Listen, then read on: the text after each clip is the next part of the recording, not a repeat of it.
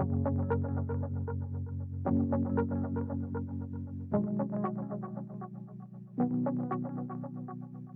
was a Sunday evening, almost 2,000 years ago, when two disciples of Jesus set out from Jerusalem on their journey home. They had a long walk ahead of them. They were traveling to a village called Emmaus, about 7 miles away. As they walked along, they were quite despondent as they reflected on what had transpired over the weekend. 2 weeks ago, I began this Easter devotional series entitled God's Redemption Story. We first looked at the Redeemer. Last week, we looked at the wondrous cross, and I conclude today with From Death to Life. As these two followers of Jesus traveled along in their despondency, someone drew alongside of them, but they did not recognize that it was Jesus himself. Luke 24:17-19 tells us, he asked them, "What are you discussing so intently as you walked along?" They stopped short, sadness written across their faces.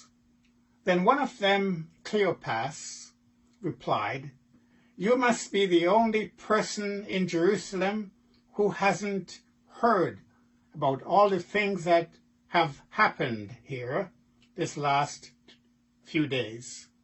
"What things?" he asked.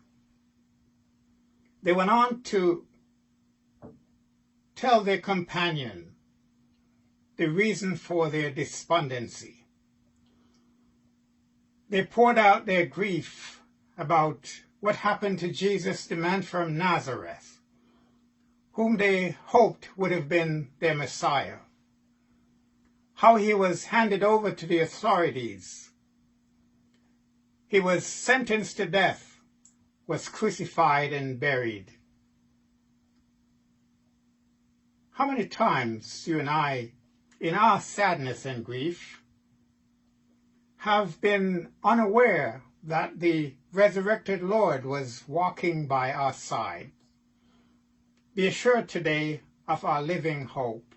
Jesus went from death to life, and today, through his Holy Spirit, he walks with us.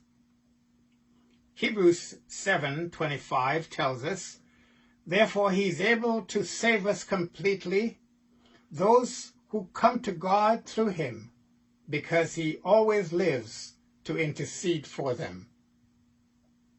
The life-changing power of the cross and the resurrection clearly presents Jesus as the only way and our only hope. Jesus answered, "I am the way and the truth and the life. No one comes to the Father except through me."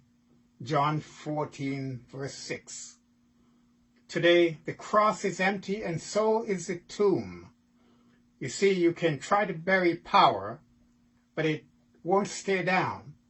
You can try to bury truth, but it can't be silenced. You can try to bury love, but it won't be contained. Jesus is alive. He rose victoriously from the grave, giving us hope not only in this life, but in the life to come. When the two despondent disciples reached their destination, they begged this mysterious traveler to abide with them for the evening. As they sat down to eat, he took the bread and blessed it. Then he broke it and gave it to them. Suddenly, their eyes were opened, and they recognized him. It was Jesus all along. Was it the familiar way in which he broke the bread that opened their eyes? Perhaps like doubting Thomas, it was when they saw the nail prints in his hands. Whatever you may be going through this Easter season, let the resurrected Lord open your eyes and fill you with hope, not just for today, but for the days to come. May the Lord bless you.